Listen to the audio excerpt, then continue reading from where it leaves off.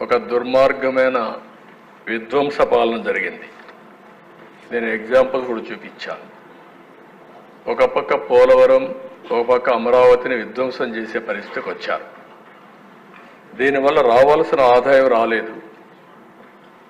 పెట్టుబడిదారుల్లో కూడా ఇన్వెస్టర్స్లో ఒక అపనమ్మకం వచ్చింది. ఎందుకంటే ఈ రాష్ట్రంలో ఎవరైనా పెట్టుబడులు పెడితే సేఫ్ కాదు.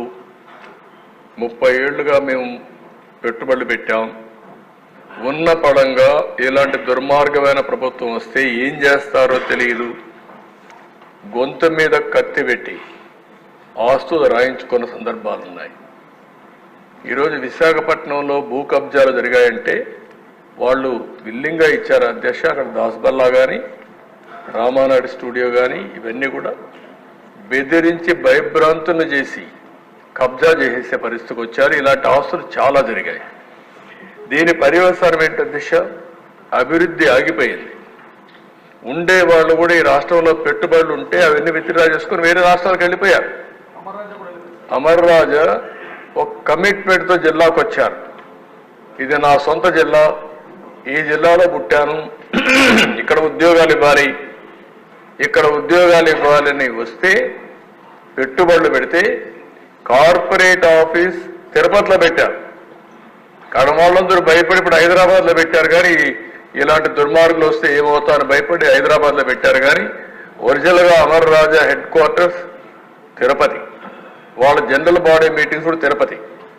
అలాంటిది లేని ఆరోపణలు పెట్టి వెనకానబడి ఆ ఫ్యాక్టరీ క్లోజ్ చేయాలంటే కడాన కోర్టు ద్వారా స్టే తెచ్చుకొని ఈరోజు పక్క రాష్ట్రాలకు వెళ్ళిపోయే పరిస్థితికి వచ్చారు. ఇంకా రాబోయే రోజుల్లో ఒకే రాష్ట్రంలో పెట్టుబడులు ఉంటే ఏమవుతాం, ఈ రాష్ట్రంలో పెట్టుబడులు పెట్టకూడదని.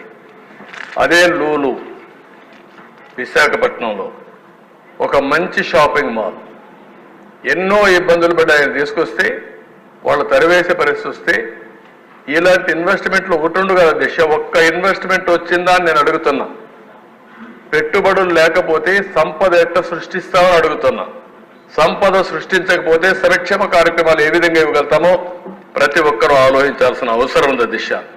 ఇప్పుడే చంద్రమోహన్ రెడ్డి గారు చెప్పారు, కరప్షన్ ఏ విధంగా ఉంటుంది, ప్రజాస్వామ్యంలో ఎట్లా సంపాదిస్తారు అనే దానిపైన ఇక్కడ జరిగినటువంటి అవినీతి కొన్ని ఇంటర్నేషనల్ యూనివర్సిటీలో కేస్ స్టడీస్గా తీసుకొని విద్యార్థులు చెప్పే పరిస్థితికి వచ్చారంటే ఎంత పరాకాష్ఠకి వెళ్ళామో మనం గుర్తుపెట్టుకోవాల్సిన అవసరం ఉంది.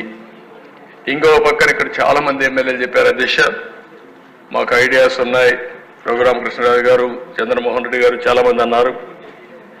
ఈసారి ఎమ్మెల్యేస్లో కూడా చదువుకున్న వ్యక్తులు చాలా మంది వచ్చారు. ఐఏఎస్ రిటైర్డ్ ఆఫీసర్లు చాలా మంది ఇక్కడ ఉన్నారు. పోస్ట్ గ్రాడ్యుయేషన్ చేసిన వాళ్ళు ఉన్నారు, డాక్టర్స్ ఉన్నారు.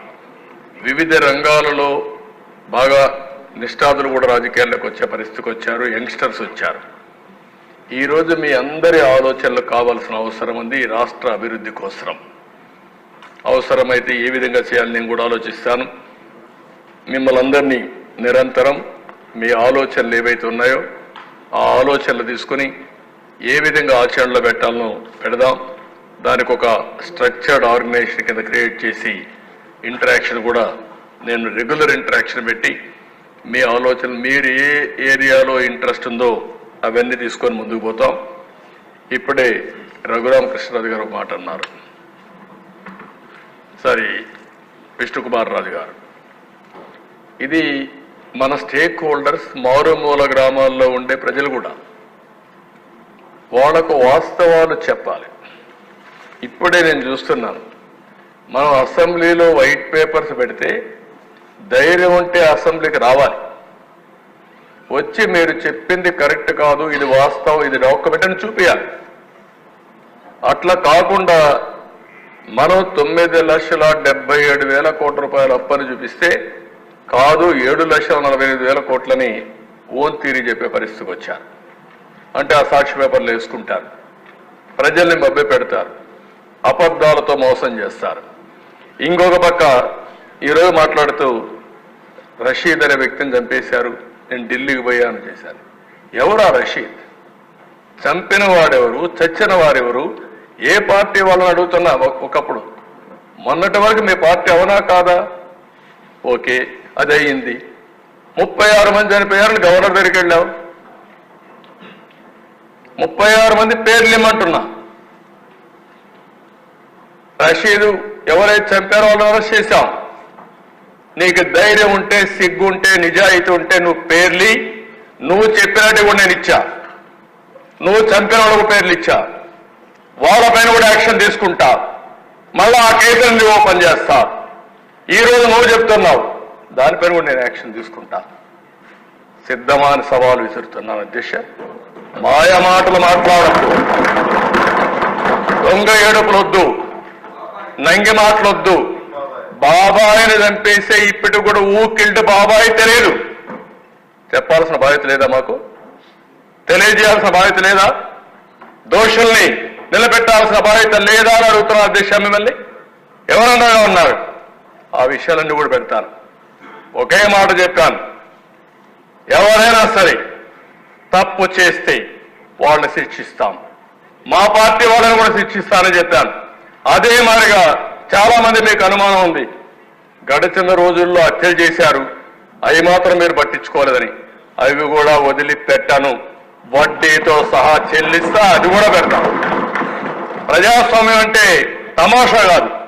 హత్యలు చేయడం, నేరాలు చేయడం, ఘోరాలు చేయడం, ఎదురుదాడి చేయడం, అది రాజకీయ ముసుగులో ఎదురుదాడి చేయాలనుకుంటున్నారు. కానీ ఆ ముసుగు తీస్తాం. నేరస్తులుగానే చూసే విధానానికి శ్రీకారం చుడతానని చెప్పి మరొకసారి తెలియజేస్తున్న దిశ. అది చేసినప్పుడే సమాజం బాగుపడుతుంది. అందుకే విష్ణుకుమార్ రాజు గారు చెప్పిన దాని మీద నేను పూర్తిగా సహకరిస్తా. ప్రతి ఒక్క పల్లెలో చర్చ పెడదాం, లా అండ్ ఆర్డర్ పైన చర్చ పెడదాం, ఆర్థిక ఏదైతే అవకతవకలు జరిగాయో, ఈ క్రైసిస్ ఉందో, ఇవన్నీ కూడా పెడదాం. మాట్లాడితే 2,71,000 కోట్ల రూపాయలు బటన్ నొక్కారంట. ఓకే, మీరు బటన్ నొక్కారు. 9,74,000 కోట్లు ఎందుకు అప్పైనాయి? మీరు నొక్కింది 2,71,000 కోట్లు మీరే చెప్తున్నారు. మీరు అప్పులు చేసింది 9,74,000 కోట్ల రూపాయలు ఇప్పటి వరకు. నేను లెక్కలు మొత్తం ఇస్తున్నా, ఇంకా ఉన్నాయి, అవి కూడా తీసుకొచ్చి ఇస్తాం. నయా పైసా కోర్టులో కూడా అత్యంతలు, కోర్టులో కూడా కంటెంప్ట్ కోర్టులు వేసి జైలు పంపించే పరిస్థితికి వచ్చారంటే దీనికి సమాధానం చెప్పాలనా లేదని అడుగుతున్నా. ఈరోజు ఒక విషయం చెప్పాల దిశ, ఇక్కడ ఉండేవాడు కూడా, ఇది నేను చేసిన అభూత కల్పన. ఇది ఎవరు చెప్పారు ఈ మాట? మద్యపాన నిషేధం అని చెప్పారా లేదా? మీరు చెప్పి ఏం చేశారు? 2 స్ట్రీములు పెడతారా మీరు? ARET, additional retail excise revenue, 14,275 కోట్లు ఇప్పటికా ఆ స్ట్రీమ్లో వెళ్ళాయి. ఇంకో పక్కన వ్యాట్ డైవర్ట్ చేశారు.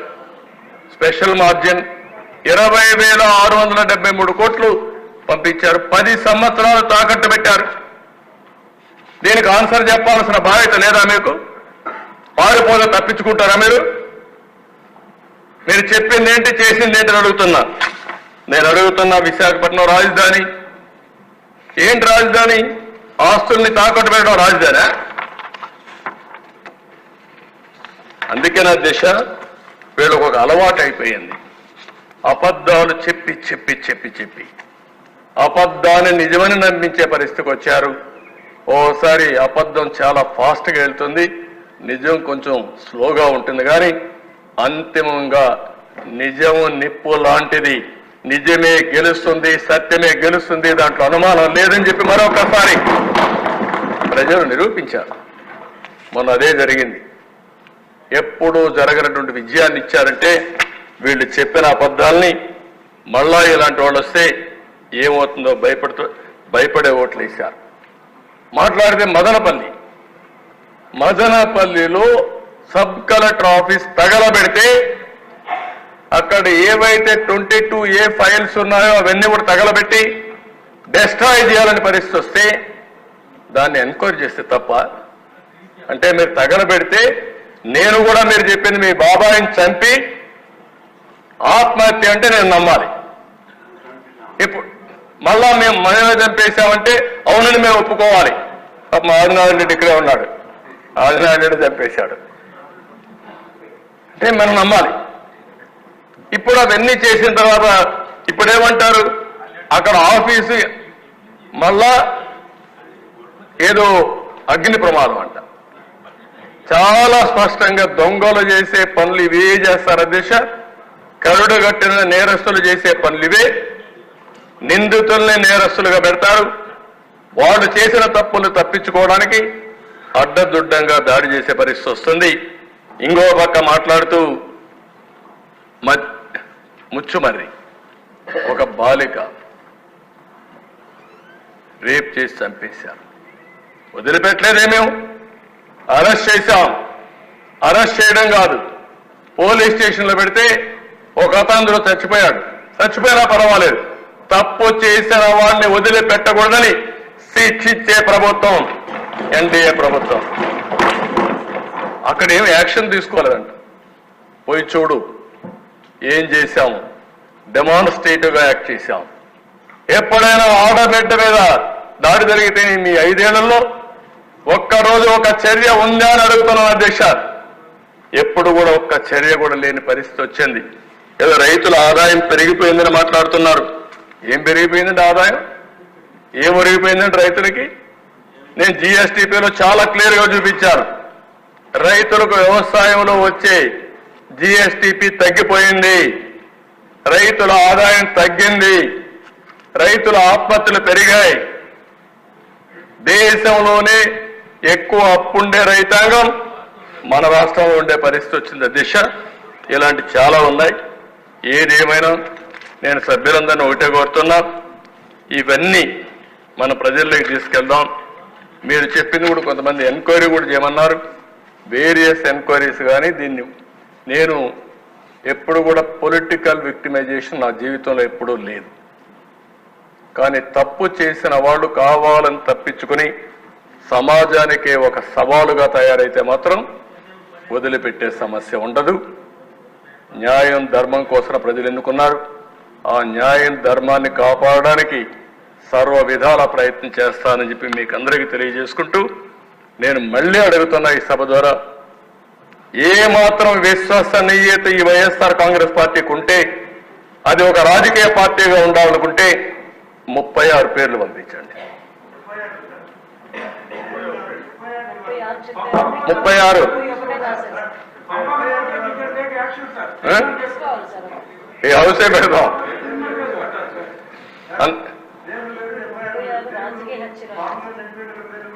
ఆ పేర్లు ఇస్తే దానిపైన మన పేర్లు అట్ట కదా ఎఫ్ఐఆర్ లో ఉంటుంది కదా, ఎఫ్ఐఆర్ కూడా ఇమ్మంటాం వాళ్ళని, వాళ్ళు కూడా ఎఫ్ఐఆర్ కూడా ఇమ్మంటాం. 36 మంది పేర్లు, అదే 36 రాజకీయ హత్యలు ఎఫ్ఐఆర్లు కూడా ఇమ్మని డిమాండ్ చేస్తున్నా. అది ఇచ్చిన తర్వాత తెలుస్తుంది. అంటే అధ్యక్ష చాలా జీవితాంతం అబద్ధాలు చెప్పి అబద్ధాల పునాదులపైన పార్టీ పెట్టి ఆ అబద్ధాలపైన బతికి ప్రజల్ని మోసం చేసిన వాళ్ళు ఇవన్నీ మాట్లాడుతూ ఉంటారు అధ్యక్ష. నా స్థాయికి నేను మాట్లాడకూడదు అనుకున్నాను, కానీ నేను మాట్లాడకపోతే కూడా హిస్టారికల్ మిస్టేక్ అవుతుందనే ఉద్దేశంతోనే I want to straight in the record. లేకపోతే నేను మాట్లాడేవాడుగా నా జీవితంలో ఎప్పుడు నేను ఇవన్నీ మాట్లాడలేదు. ఆ రోజు ఉండే నాయకులు హుందాతనంగా బిహేవ్ చేశారు. ఇక్కడ హుందానే లేదు, పద్ధతి లేని వాళ్ళు వచ్చారు. అలాంటి వాళ్ళు వచ్చినప్పుడు ప్రజాస్వామ్యానికే కాదు సమాజానికే చాలా ప్రమాదం దిశ. అందుకే నేను కోరుతున్నా, చేసిన డ్యామేజ్ చాలా చేశారు, కానీ మనందరి మీద బాధ్యత ఉంది. వాళ్ళు చేశారు కాబట్టి మేమేం చేయలేమంటే మనల్ని ప్రజలు అప్రిషియేట్ చేయరు. ఒక పక్క వాళ్ళ ఎండగడుతూనే ఒక పక్క తప్పుల్ని ఖండిస్తూ శిక్షిస్తూ అదే సమయంలో ప్రజలకు మనం ఇచ్చిన హామీలు నిలబెట్టుకోవడానికి రాత్రింబగళ్ళు పనిచేస్తాం. ఈ చర్చలు కూడా 7 పేపర్లని రాష్ట్రం మొత్తం చర్చిద్దాం, వాళ్ళ ఐడియాస్ కూడా తీసుకుందాం. మీరు కూడా మీ ఆలోచనలు ఇవ్వండి. మీ ఆలోచనలని తీసుకుని మనం ఎంత తొందరగా వీలైతే అంత తొందరగా ఆర్థిక వ్యవస్థని రివైవ్ చేస్తాం. చెప్పిన హామీలన్నీ